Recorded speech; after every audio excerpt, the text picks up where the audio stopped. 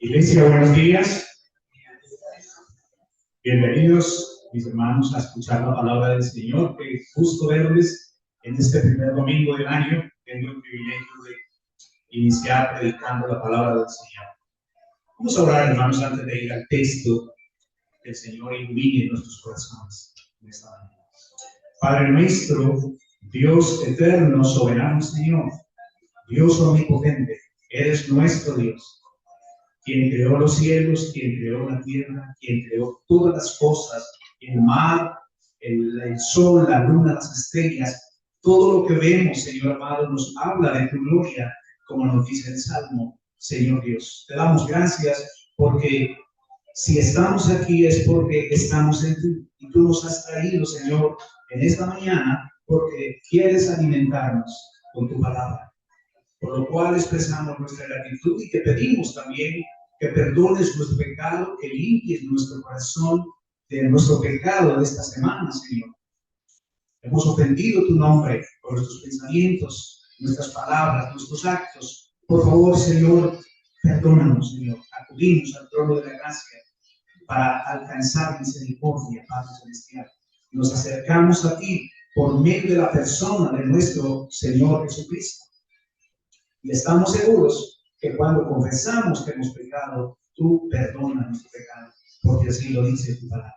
Señor, ilumina nuestros corazones en esta mañana con tu palabra. Alimentanos, sorpréndenos más. Ayúdanos, Señor, para ver más a Cristo, para conocer más a nuestro Señor y Salvador Jesucristo. Porque te lo pedimos, Padre, en el nombre de nuestro Señor Jesucristo. Amén. Amén. Hermanos, antes de ir al texto, quiero iniciar con un corto relato, la recreación de un corto relato.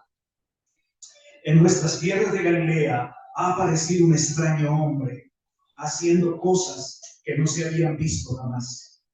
Por ejemplo, en un matrimonio al que fue invitado en la aldea de Caná, cuando se acabó el vino, ese hombre convirtió el agua en vino. Hemos oído también que tuvo una conversación con una mujer de la ciudad de Samaria, rompiendo con todos los parámetros culturales que tenemos establecidos. Por ejemplo, nosotros los judíos no nos relacionamos con los samaritanos, pero este hombre se saltó ese parámetro también. Pero no solo eso, curó a un hombre paralítico que estaba y que siempre veíamos allá en el estanque de Bethesda, en pleno día de reposo, en contra de nuestra religión.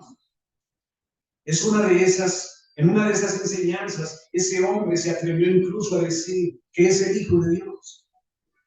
Lo que comienza a preocuparnos es que ya hay una gran multitud que lo sigue. He oído que su nombre es Jesús de Nazaret. Me informaron incluso que hoy estará enseñando en una montaña al otro lado del mar de Galilea. Por eso tengo que irme. Me voy pronto. Después les seguiré contando. Hermanos, abran su Biblia en el Evangelio de Juan, capítulo 6. Y puestos de pie para leer las Escrituras.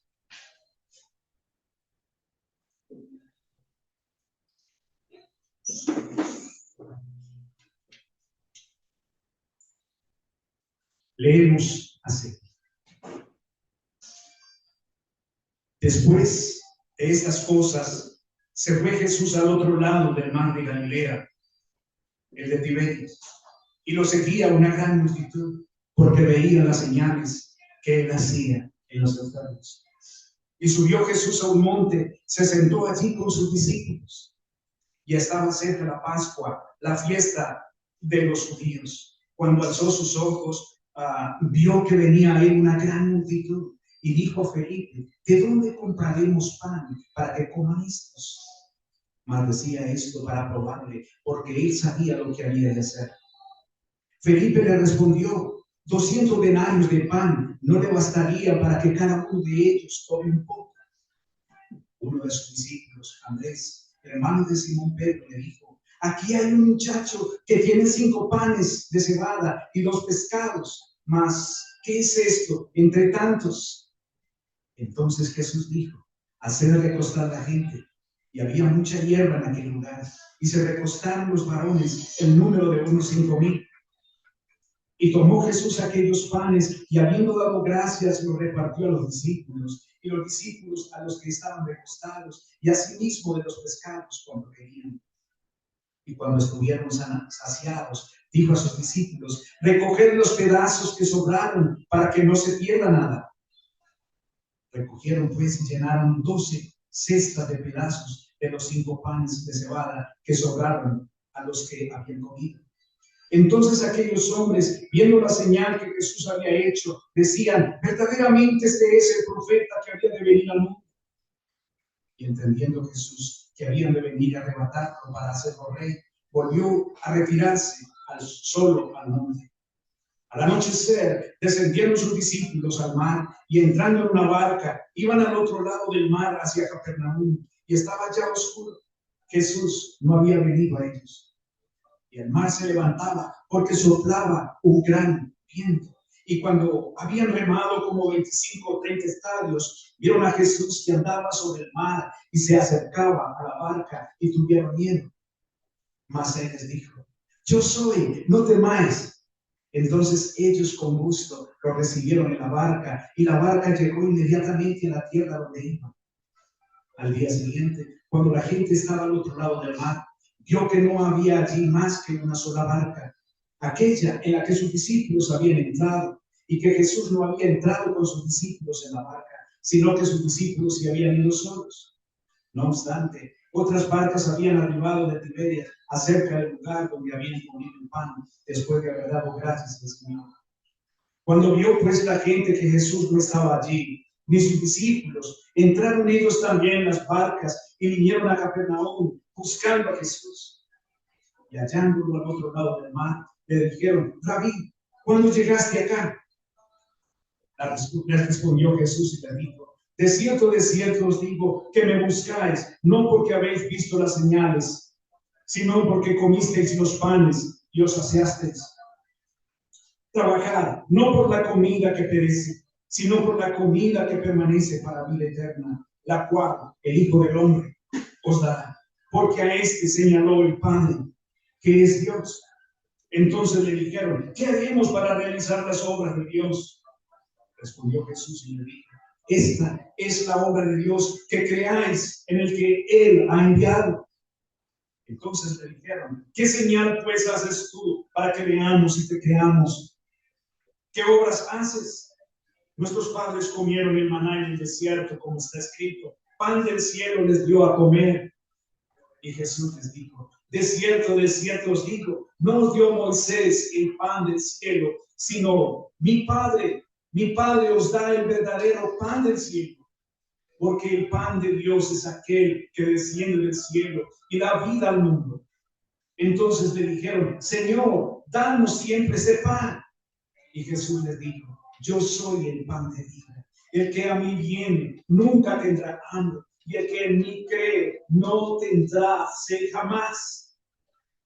Mas os he dicho que aunque me habéis visto, no creéis.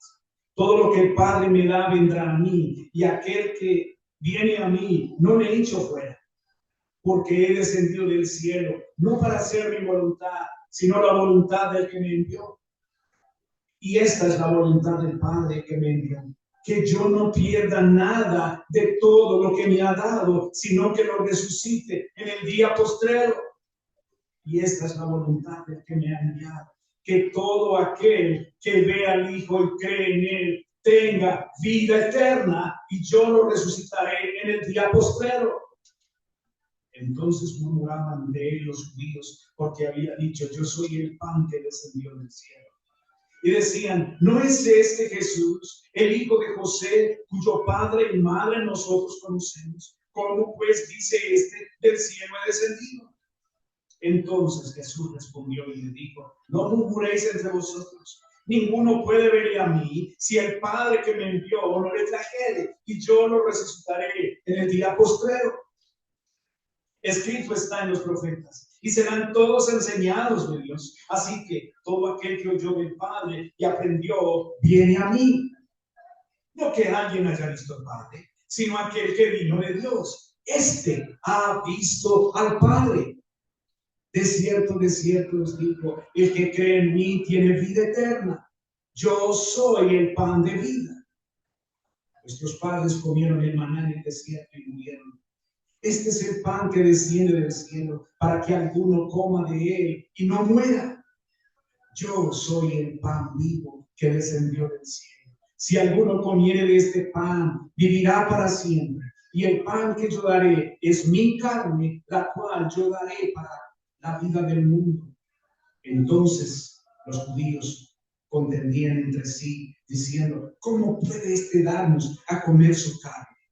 Y Jesús les dijo, de cierto os digo, si no comierais la carne del Hijo del Hombre y bebierais su sangre, no tendréis vida en vosotros. El que come mi carne y bebe mi sangre tiene vida eterna, y yo lo resucitaré en el día postrero. Porque mi carne es verdadera comida y mi sangre verdadera bebida. El que come mi carne y bebe mi sangre, en mí permanece y yo en él.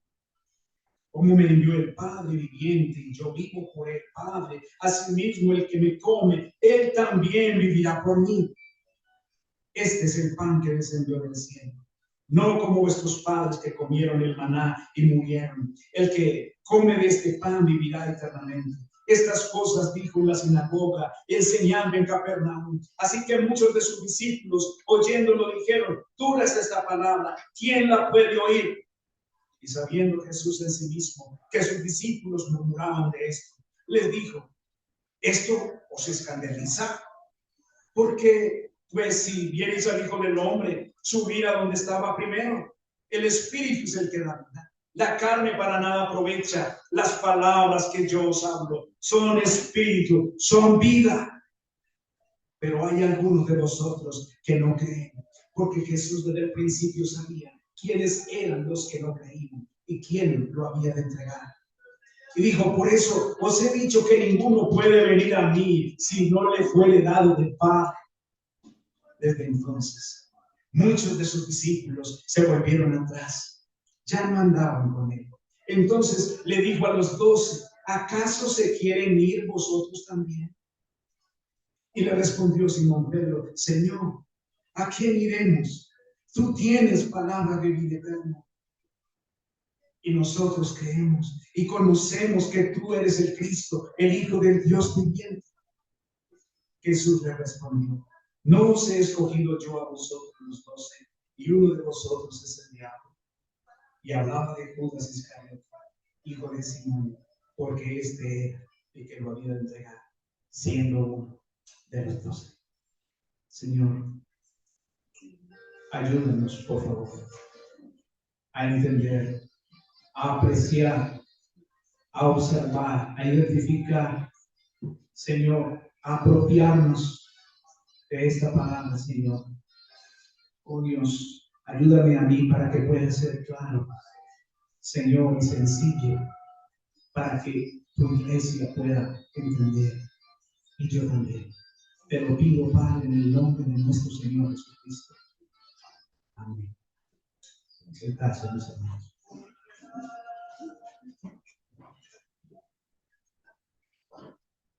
Jesús es el pan de vida.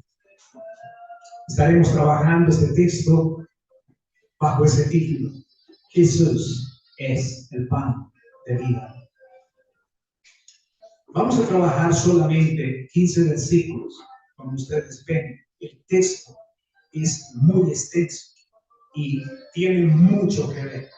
De manera que sería una irresponsabilidad para mí si tratara de exponer los 71 versículos, porque pasaría muy por encima de muchas cosas. Así que solo voy a trabajar los primeros 15 versículos.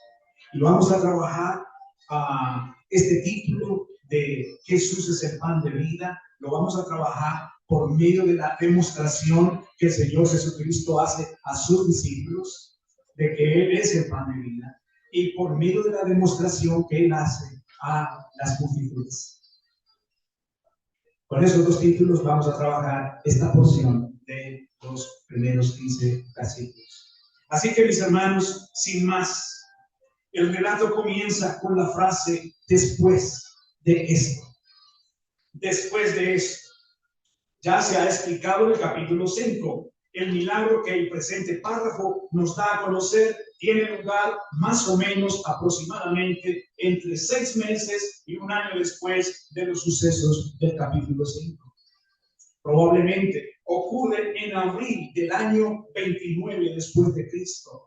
Dicen algunos comentaristas que lo que sucede aquí sucede aproximadamente en abril del año 29 después de Cristo, es decir, 1 año antes de la muerte de Jesucristo.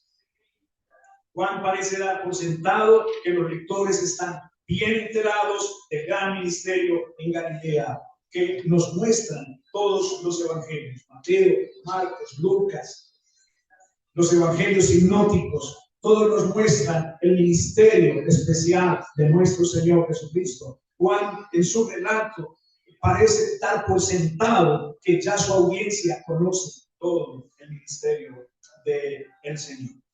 Así que, mis hermanos, nos dice, versículos 1 y 2, nos dice que el Señor cruza al otro lado del mar. Es más apropiado decir el lago. Es más apropiado, dicen algunos comentaristas, decir el lago de Galilea. Le sigue una gran multitud, en promedio, es una multitud incontable. Es mucha gente la que lo está siguiendo al Señor. Pero es interesante que el Señor da la razón por la cual las multitudes lo están siguiendo. Juan relata la razón por la cual las multitudes lo están siguiendo. Ya dice, las multitudes siguen a Jesús por las señales que él hacía. Y aquí deseo, mis hermanos, que revisemos juntos en el Evangelio el énfasis que hace Juan sobre las señales. Por ejemplo, si ustedes se devuelven conmigo al capítulo 2, devuélvanse conmigo para que revisemos juntos, porque creo que es especial revisar este énfasis. En el capítulo 2, versículo 11, vemos las señales de la siguiente manera. Este principio de señales hizo Jesús en Caná de Galilea y manifestó su gloria, y sus discípulos creyeron en él. Luego vemos en versículo 23 del mismo capítulo 2, dice: y estando en Jerusalén durante la Pascua, en el día de la fiesta, muchos creyeron en su nombre, viendo las señales que hacía. En capítulo 3, versículo 2, leemos: este vino a Jesús de noche y le dijo, hablando de Nicodemo: Rabí, sabemos que has venido de Dios como maestro, porque nadie puede hacer estas señales que tú haces si no estuviese Dios con él. En capítulo 6, versículo 14, se nos indica: entonces aquellos hombres, viendo las señales que Jesús había hecho, decían verdaderamente: este es el profeta que había de venir al mundo. En capítulo 6, versículo 26, leemos: les respondió Jesús y dijo: de cierto os digo, que me buscáis no porque habéis visto las señales, sino porque comisteis el pan y os saciasteis. En versículo 30 del mismo capítulo 6, leemos: entonces les dijo: ¿qué señal? Entonces le dijeron: ¿qué señal pues haces tú para que veamos y te creamos? ¿Qué obras haces? En capítulo 11, versículo 47, leemos: entonces los sumos sacerdotes y los fariseos reunieron el concilio y dijeron: ¿qué hacemos? Porque este hombre hace muchas señales. Capítulo 12, versículo 18, dice: por lo cual también había venido la gente a recibirlo, porque había oído que él había hecho esta señal. Versículo 37 del mismo capítulo 12, versículo 37, leemos: Y aunque había hecho tantas señales delante de ellos, no creían en él. Tremendo, ¿no? Aunque había hecho tantas señales, no creían en él. Y la última señal, la última cita que vemos está en el capítulo 20. Capítulo 20. En el versículo 30. Dice: también hizo Jesús muchas otras señales en presencia de sus discípulos que no están escritas en este libro. Pero estas se han escrito para que creáis que Jesús es el Cristo, el Hijo de Dios, y para que creyendo tengáis vida en su nombre. Amén. De manera que Juan, hermanos, nos da un énfasis especial en las señales. Pero ahorita profundizo un poquito más en la razón de las señales. Mis hermanos, el punto es que, ¿cuál es el propósito entonces de las señales según Juan? ¿Cuál es el propósito entonces? No olvidemos, hermanos, que el Evangelio de Juan tiene un propósito central, y es mostrarnos que la divinidad de Jesús. Mostrarnos la divinidad de Jesús, indicarnos que Jesús es Dios, que Jesús es divino, que Jesús viene del cielo. De manera que el énfasis en las señales no es otra, sino demostrar ciertamente la divinidad, el poder de lo único que solamente puede hacer el santo Dios del cielo. Por otra parte, mis hermanos, se nos presenta un sorprendente paralelismo entre el capítulo 5 y el capítulo 6. Por ejemplo, en el capítulo 5 se nos muestra cómo Jesús fue rechazado en Judea.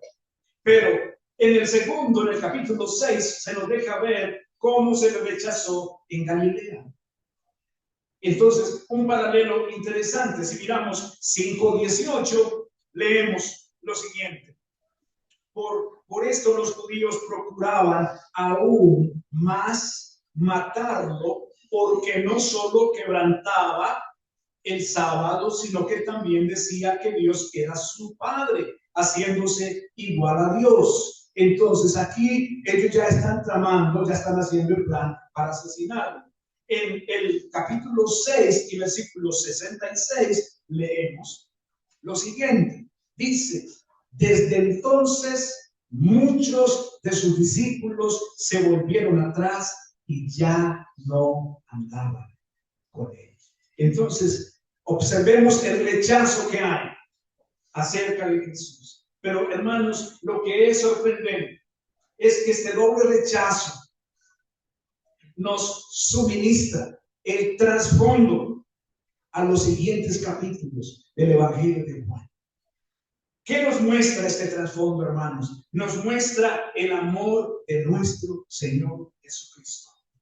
Nos muestra claramente que, aunque la ingratitud humana resalta aquí, Cristo Jesús demuestra su gran amor yendo a la cruz por nosotros. Aunque hay una gran ingratitud.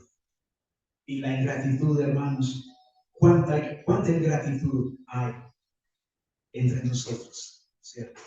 Aún así, hermanos, el Señor no se detuvo de ir a la cruz. Hermanos, no podemos nosotros detenernos en perdonar, aunque veamos gran maldad en contra nuestra, porque nuestro Señor Jesucristo no se detuvo en ir a la cruz, a pesar de ser nosotros los que somos. Se nos dice que Jesús fue al otro lado del mar de Galilea. Bien, quiero mostrarles la diapositiva, quiero mostrarles para que nos hagamos una idea general de ese cruce, del lugar hacia donde el Señor se dirigió. Vamos a mirar las primeras 3 diapositivas para mostrar ese lago o esa cruzada que hicieron ellos. Bien, Lucas 9:10 nos informa que el lugar donde esto sucedió estaba en los alrededores de Betsaida. Es posible que había más de una ciudad con ese nombre en las cercanías del mar de Galilea. Es posible que hubiera otra Betsaida, sino que una quedaba en Galilea y la otra quedaba en Betsaida. Y esa que quedaba en Betsaida, dicen los comentaristas, que se llamaba Betsaida Julia. Betsaida Julia. Así que hay una gran inclinación, mis hermanos, porque habían dos ciudades con ese nombre. Parece que el Señor se dirige con su equipo, se dirige hacia Betsaida Julia. Bien. Se nos dice por qué razón Jesús y sus discípulos cruzan. Se nos dice claramente, mis hermanos, que ellos, los discípulos, acababan de regresar de un viaje misionero. Lo podemos ver en Marcos 6:30, Mateo 14:12. Ellos han venido de un viaje misionero. Están cansados. Pero además de que están cansados por el viaje misionero, ha llegado la noticia de que Juan el Bautista ha sido asesinado. De manera que, desde luego, las emociones y todo el equipo, pues hay una gran incertidumbre en ese sentido. Bueno, ¿qué estamos haciendo nosotros? Estamos predicando, pero se nos acaba de decir que Juan el Bautista ha sido asesinado. Entonces, las emociones están alteradas. Parece que el Señor, como era de su costumbre, y lo vamos a ver un poco más adelante, el Señor busca un momento de soledad. Había que tratar el asunto en privado. Había que hablar del tema en privado. Y el Señor entonces busca esa oportunidad. En Capernaum no hay oportunidad de descansar, hermanos. Hay que meditar serenamente en la situación, en lo que está pasando. Juan el Bautista ha sido asesinado. Hay que meditar en ello. Hay que buscar un lugar en solitario. Y esto entonces es lo que nos indica de la razón por la cual ellos cruzan el lago. Ahora, noten, hermanos, en la primera diapositiva vemos que ese lago está rodeado, porque es un lago, está rodeado. Entonces, si el Señor está cruzándolo en una barca, por lo tanto, la multitud que lo va a seguir, lo que tienen que hacer es rodear el lago, bordear el lago para ir allá mismo. Pero, hermanos, sigamos mirando. Mientras la gente bordea el lago, el Señor lo está cruzando. Cuando ellos cruzan, cuando ellos llegan al otro lado, a la región cerca de Betsaida Julia, en la orilla nordeste del mar, a unos 2 kilómetros al sur de Betsaida, hay una pequeña llanura. Es primavera y por lo tanto hay hierba en aquel lugar. Es un aporte que nos hace el comentarista William Hendrickson, que es mi amigo y que me ayudó en mirar esto. Así que llegan allí, a aquel lugar solitario, y el Señor se dispone entonces a conversar con sus discípulos. Pero, hermanos, nos dice versículos 3 al 9 de nuestro texto, versículos 3 al 9, nos dice lo siguiente. Subió Jesús a un monte y se sentó allí con sus discípulos. Y estaba cerca la Pascua, la fiesta de los judíos. Cuando alzó los ojos y vio que venía en una gran multitud, dijo a Felipe: ¿de dónde compraremos pan para que coman estos? Hermanos, deseo que hagamos el ejercicio y nos pongamos en la posición de Felipe. Usted va a ser Felipe hoy. Va a ser Felipe hoy. Pongámonos en su posición.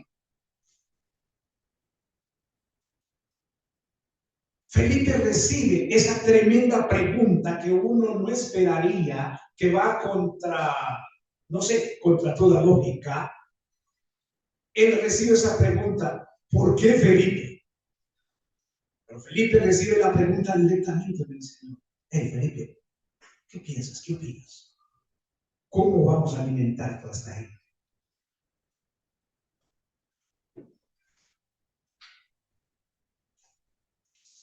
Mostremos la diapositiva siguiente, donde ellos están solos aquí.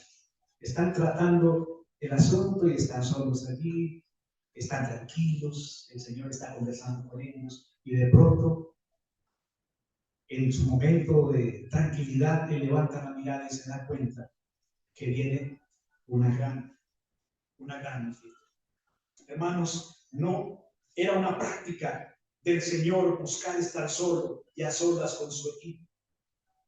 Me encanta ver, si ustedes revisan, por ejemplo, por motivos de tiempo, no lo vamos a ir a mirar, pero si ustedes revisan Juan 6:15, Mateo 5:1, Marcos 3:13, Lucas 6:12, Lucas 9:28, usted nota un reiterado, una práctica del Señor de buscar estar a solas, de buscar pasar tiempo a solas. Uno de los que más me encanta es Lucas 11, donde el Señor se retira, en Marcos, que nos muestra que el Señor se retira solo para orar. El Señor le gustaba pasar tiempo a solas, hermanos, orando. Aquí está con sus discípulos. Estamos viendo la diapositiva donde él está solo. La siguiente, por favor. La siguiente. La siguiente. La siguiente. Ahí, exacto. Muy bien. Se ve bonita, ¿cierto? Se ve muy bonita esa diapositiva. Muy bien. Ahí está él con sus discípulos conversando, hablando, y de pronto levanta la mirada y ve que viene esa multitud. Nos dice el texto que estaba cerca la Pascua, ¿cierto? Recuerden ustedes que la Pascua era una de las festividades judías más importantes que tenían ellos, que les permitía recordar la liberación del pueblo de Israel de la esclavitud en Egipto. En esa Pascua, durante la Pascua, se utilizaba comer el pan sin levadura. Deuteronomio capítulo 16, versículo 1. Entonces, el pan sin levadura, y aquí vamos uniendo cabos de lo que va a suceder, de lo que va a pasar, ¿cierto? A continuación. Bien, el Señor entonces levanta sus ojos, levanta su mirada y ve esa multitud y le suelta la pregunta a Felipe. Marcos 6:35, y les ruego que vayamos allá por un momento, a Marcos 6:35, para que veamos la situación que se presentó allí. Marcos 6:35.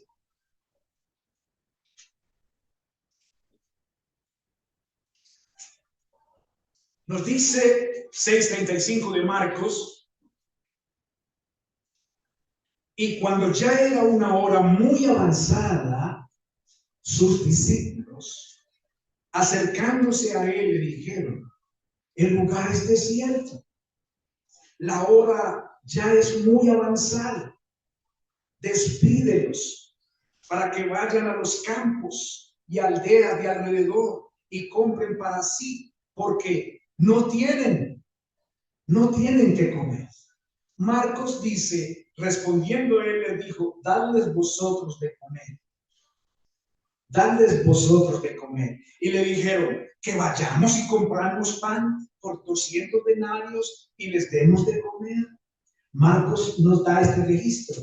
Pero Juan nos indica que él se dirigió concretamente a Felipe.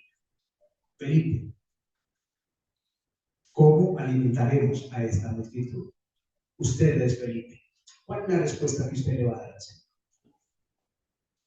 Piense por unos segundos. ¿Qué respuesta usted le va a dar al Señor? Llama la atención, mis hermanos, que el Señor le haya hecho la pregunta a Felipe. No hay nada en el contexto que indique las probables razones. En el contexto no aparece nada que nos pudiera decir, bueno, la razón exclusivamente fue esta, aunque parece que cuando Felipe levanta la mirada y ve la multitud, hacer la siguiente diapositiva.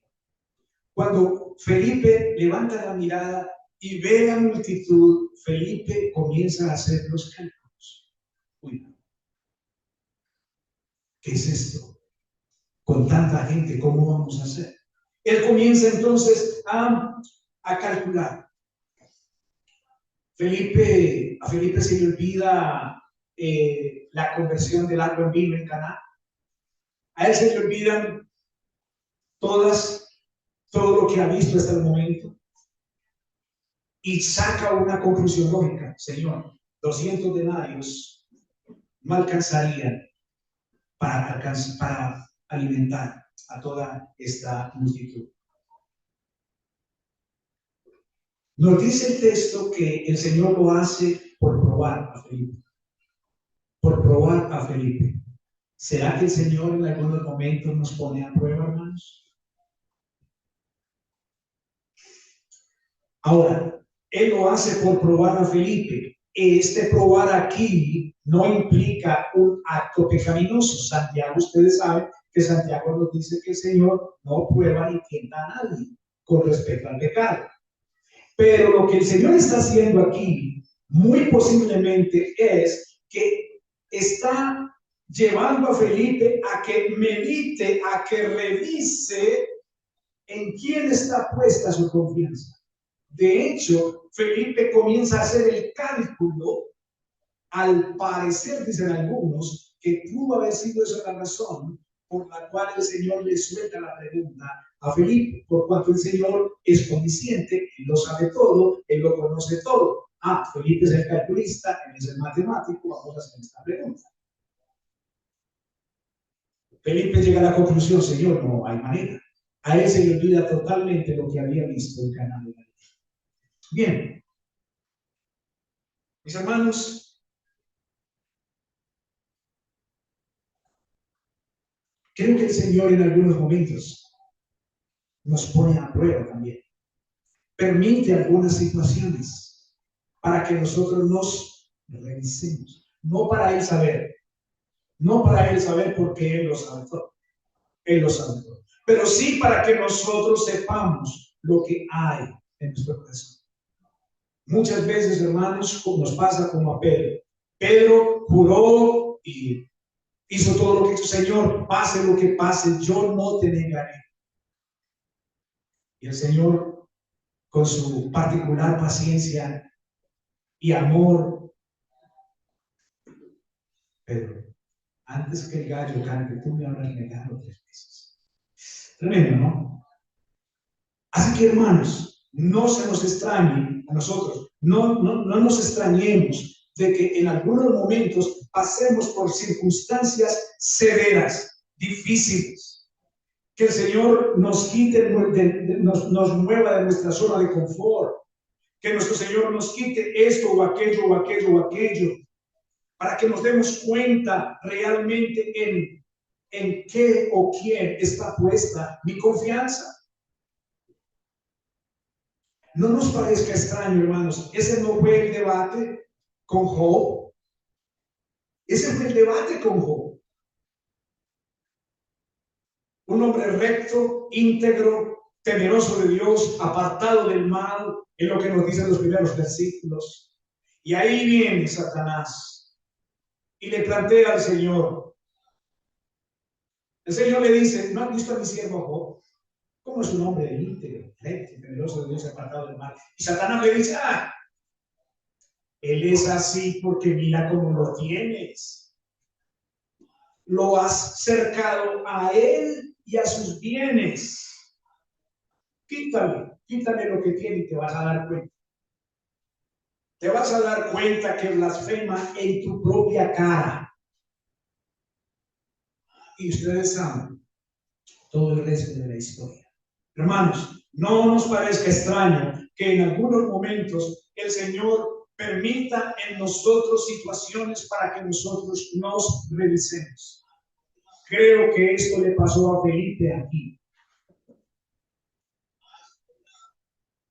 Hasta el momento entonces, Jesús es el pan de vida demostrado a los discípulos.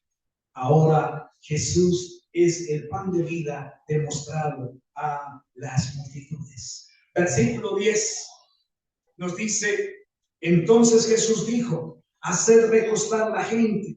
Y había mucha hierba en aquel lugar. Y se recostaron los varones en número de unos 5,000.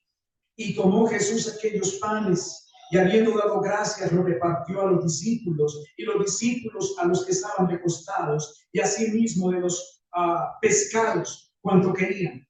Y cuando estuvieron saciados, dijo a sus discípulos: recoged los pedazos que sobraron, para que no se pierda nada.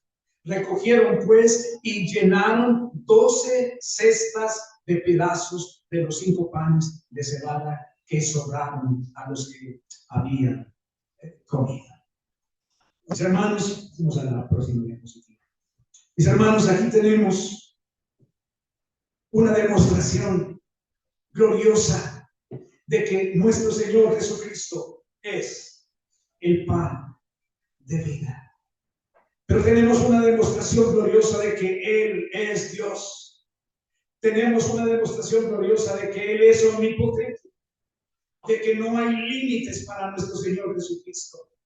Que aunque había una gran multitud, mis hermanos, y había tan poco alimento, eso no era un límite para nuestro Señor. Hermanos, este Jesús que multiplicó los panes y los peces es el mismo Jesús hoy para siempre. Él es nuestro Señor. Él es nuestro Dios. Las multitudes pudieron ver esto. Ellos no podrían negar y olvidar lo que habían visto. Sin embargo, tristemente, mis hermanos, tristemente, el verdadero carácter de ese milagro no fue entendido. La esencia de ese milagro no fue entendida. No se comprendió lo que él quería enseñar, hermanos. No se entendió nada. Es más, cuando la gente ve esa señal, ¿qué es lo que sucede? Afirmaron su interés personal. Identificaron a Jesús como el profeta de Deuteronomio 18:15. Y hasta ahí todo iba bien. De verdad, hasta ahí todo iba bien. Pero hermanos, suponiendo que lo consideraban como Mesías, lo que ellos tenían en mente era otra cosa. Ellos tenían en mente a un Mesías terrenal, político, mis hermanos, que los liberara del yugo de Roma. Ellos no estaban tan interesados en la vida eterna. Ellos no estaban tan interesados en que fuera el pan de vida. No, ellos tienen su mirada puesta en su propia agenda. ¿Cuántas veces, hermanos, cuando asistimos a la iglesia, traemos nuestra propia agenda? Y cuando nos damos cuenta de que no es que no nos dan lo que queremos, comenzamos a contemplar la posibilidad de irnos de la iglesia, de no volver a la iglesia. Y comenzamos entonces a buscar justificaciones. Es que hay falta de amor allá en esa iglesia. Es que, vea, vine y no me saludaron. Y comenzamos a buscar 50,000 justificaciones. Pero ¿saben qué es lo que hay en el corazón verdaderamente? Que se está dando cuenta que no es conforme a su agenda personal. No es conforme a su agenda personal. Hermanos, aquí la multitud está feliz, está contenta, pero ellos están haciendo un cálculo. Ellos lo que tienen en su mente es: este es el que nos va a libertar de Roma. Y están haciendo tal cálculo que observen lo que sucede, versículos 14 y 15. Dice, versículos 14 y 15. Entonces aquellos hombres, viendo la señal que Jesús había hecho, decían: verdaderamente, este es el profeta que había de venir al mundo. Versículo 15. Y entendiendo Jesús que habían de venir y arrebatarlo para hacerlo rey, volvió a retirarse solo al monte. Hermanos, ¿cuál es el cálculo que ellos están haciendo? Bueno, aquí tenemos a nuestro hombre. Es un obrador de milagros. Hemos visto que cura, hemos visto que transforma el agua en vino, hemos visto que cura enfermos, levanta paralíticos, hemos visto que puede alimentar incluso a las multitudes. Él es al que necesitamos. Es a él al que vamos a llevar a la fuerza. Si se resiste, lo vamos a llevar a la fuerza a la ciudad y lo coronaremos como el rey de los judíos. Ellos están dispuestos a acudir a la violencia incluso para llevar a Jesús y presentarlo como su rey.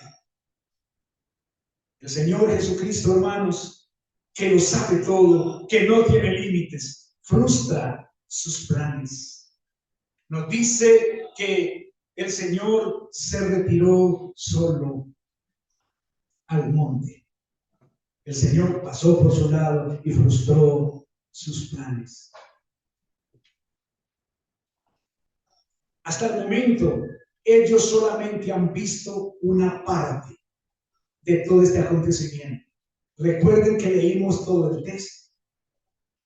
Ellos hasta el momento solamente han visto algo, no más. No hemos llegado al núcleo del capítulo. El núcleo vendrá, es decir, la parte central de este capítulo vendrá más adelante. Pero creo que lo que hemos visto hasta el momento, mis hermanos, es suficiente para que tengamos algunas meditaciones, algunas reflexiones. ¿Cuáles son nuestras motivaciones, hermanos? ¿Cuál es su motivación con respecto a la asistencia al culto congregacional? ¿Qué es lo que a usted lo mueve o la mueve a ir a congregarse? ¿Cuál es la motivación? ¿Quiere ir a conocer a Jesús? ¿Quiere ir a tener ese tiempo a que su corazón sea ministrado por el Señor a través de su palabra? Ser alimentado, alimentada, recibir esperanza, fortaleza. ¿O usted tiene su propia agenda? Esta multitud tenía su propia agenda. El hombre imaginario que comenzó a contarnos la historia dijo: hemos oído que hoy estará enseñando allá en esa ciudad de Besaida. Me voy porque quiero saber, quiero escuchar. Mis hermanos, revisemos nuestra vida. Revisemos nuestro corazón. ¿Sería posible que usted estuviera experimentando una cierta desilusión del Señor? Es posible que usted estuviera experimentando eso, al no ver aquellas señales que el Señor hizo en su tiempo. Hace algunos años escuchaba a una señora que decía: ya no voy a volver a orar más. Ya no voy a volver a orar más porque hace muchos años le estoy orando al Señor que me dé una casa y no me la ha dado, entonces me voy a ir y no voy a orar más. Recuerdo tanto, hace unos 20 años que escuché eso. Hermanos, pudiéramos tener nuestra propia agenda. El Señor es poderoso para hacer todas las cosas más abundantemente de lo que pedimos y entendemos.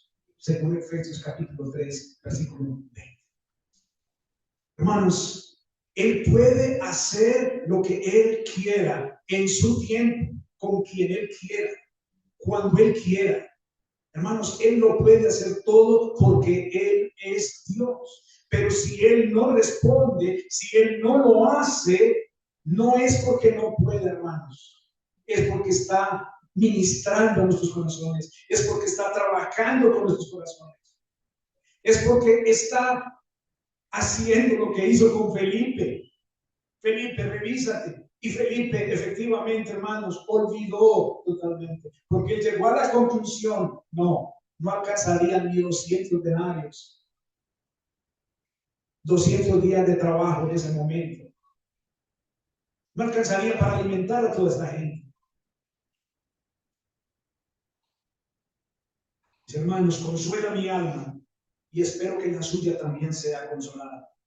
El saber que nuestro Señor Jesucristo es bondadoso a pesar de nuestra infidelidad, a pesar de nuestra inconstancia. Y cuando hablo, hermanos, de su bondad, lo que quiero decir es que la bondad de Cristo se refiere a las cualidades de amor, de compasión, de misericordia, de perdón, de generosidad, que se demuestran en todas sus enseñanzas. Hermanos, a pesar de lo que somos, el Señor no deja de amarnos. El Señor no deja de amarnos. El Señor no nos retira su amor.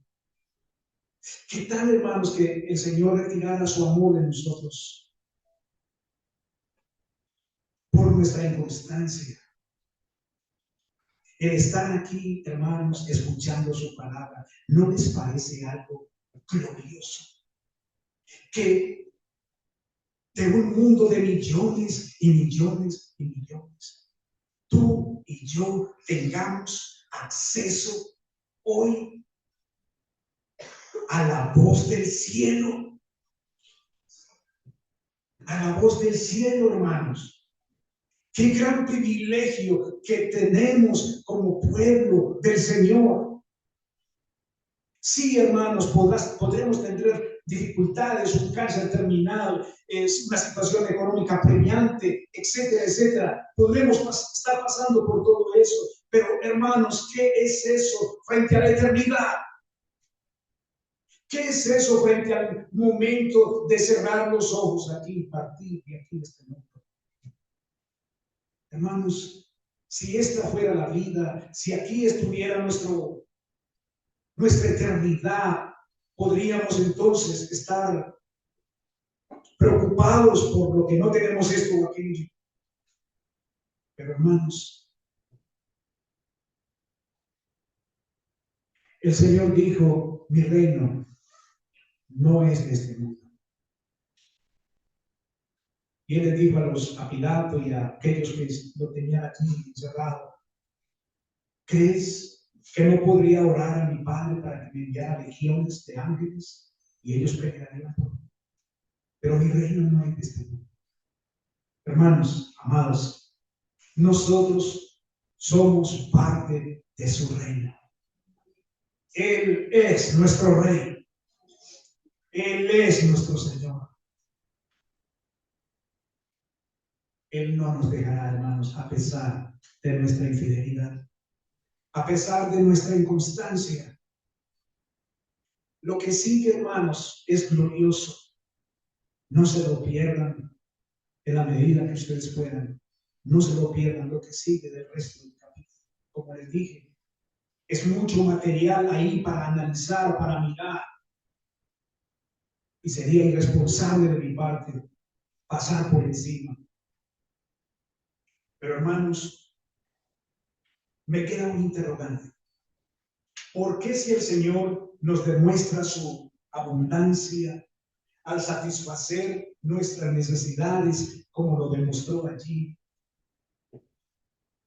Habían 5 panes, 2 peces, alimenta esta multitud de hermanos, porque Juan nos habla de los varones, pero allí tienen que haber habido mujeres, niños, de manera que, hermanos, hablemos de la multitud de más de 20,000 personas allá.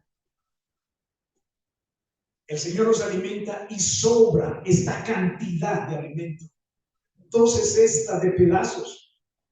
no de migajas, de pedazos. Dice que se saciaron. Así que parece que no se les dio un pedacito ahí, una bolita ahí, como para que mitigaran el hambre. No, parece que fue un buen pedazo. Y además de eso, sobra esa cantidad. ¿Están viendo la abundancia de nuestro Señor?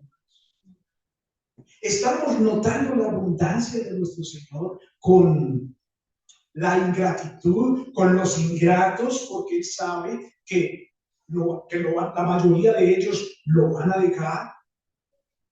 De hecho, se presenta más adelante que ya no andan con Él. Es más, el Señor voltea y le dice al equipo, y me impacta mucho la pregunta: ¿ustedes se quieren ir también? ¿Ustedes se quieren ir también? Y veo al Señor en una posición tan interesante que como que el Señor no bendiga. No se vayan, ¿cómo me van a dejar? Está bien, yo no predico pues así, yo no sigo enseñando lo que vengo enseñando, pero no se me vayan, pues, ¿cómo se van a ir? No, el Señor se va a ir del equipo, ¿se quieren ir ustedes también? Sí, hermanos. ¿Se quieren ir ustedes también? Me impacta esa pregunta. Y ellos responden: Señor, ¿pero a quién iremos? Solo tú eres. Solo tú tienes palabras de vida eterna. Señor, ¿a dónde iremos? ¿A dónde vamos a ir? Hermanos, si nuestro Señor es un Dios poderoso de abundancia, y ojo con lo que voy a decir, ¿por qué es que muchos creyentes viven en la miseria y en la escasez? Y no estoy predicando prosperidad, pero sí estoy predicando que el Señor nuestro es un Dios de abundancia.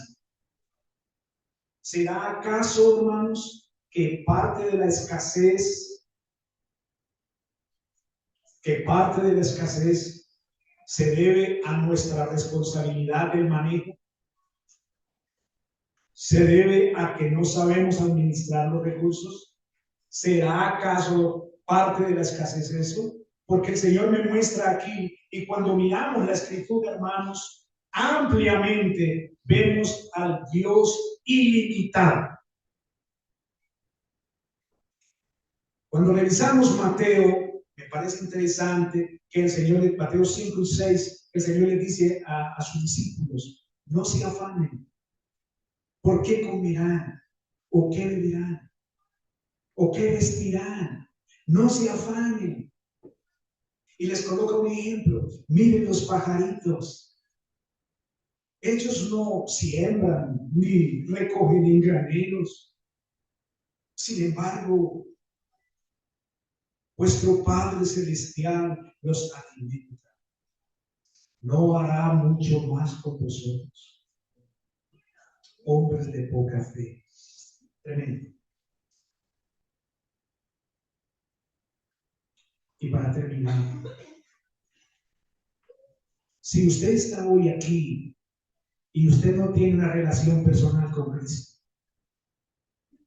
o usted verá la predicación posteriormente en YouTube y no tiene una relación personal con Cristo, no camina con Cristo, déjeme decirle, usted tiene una necesidad más alta que el simple hecho de quitarle el hambre física. Usted tiene una necesidad mucho más grande, y hablo de la necesidad del perdón de Cristo nuestro Señor. Usted es un pecador y está perdido y va para el infierno. Es lo que nos dice la palabra del Señor en Apocalipsis. Por lo tanto, venga ahora mismo, venga Cristo, suplíquele por su miserable vida espiritual.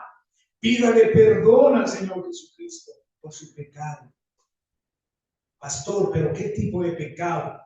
Mentira, borrachera, adulterio, fornicación, odio hacia su prójimo, etcétera, etcétera. Pero esa es la manifestación de algo mucho más grande, de su incredulidad. respeto a nuestro Señor Jesucristo. Venga a Él y pídale perdón al Señor Jesucristo. Arrepiéntase de su pecado y comience a caminar con el Señor. Él es el Dios abundante de vida eterna. Él es el Dios abundante de vida eterna. Señor, te damos gracias por tu palabra. Te alabamos, Señor, y exaltamos tu nombre por ministrar a nuestros corazones. Gracias, Señor, por esta linda oportunidad para la iglesia ser ministrada. Pero también, Señor, nos vamos meditando, nos vamos pensando, Señor, en nuestro caminar contigo. Señor, yo te pido que nos ayudes como iglesia a mantener fija nuestra mirada, a recordar la respuesta de Pedro. Señor, ¿a quién iremos? Solo tú tienes palabras de vida eterna. Señor, ayúdanos a meditar. Gracias, Señor, por enseñarnos esto. Gracias, Señor, por amarnos. Gracias, Señor, por no dejarnos a pesar de lo que nosotros somos. Señor, gracias por hacernos revisar nuestro corazón, por mostrarnos nuestro interior. Aquella pregunta hecha a Felipe, pero a cada uno de nosotros. Señor, cuando estamos pasando por momentos difíciles y se nos olvida lo que hemos visto hasta hoy, se nos olvida lo que has hecho por nosotros, se nos olvida la cruz, se nos olvida lo que pasó ahí. Señor, perdona nuestra ingratitud. Límpianos, Señor, de nuestra ingratitud. Ayúdanos, Señor, para que te amemos más. No por lo que tú nos des, sino por lo que tú ya has hecho en nuestro favor. En el nombre de nuestro Señor Jesucristo. Amén. Amén. Maravilloso, ¿cierto, hermanos?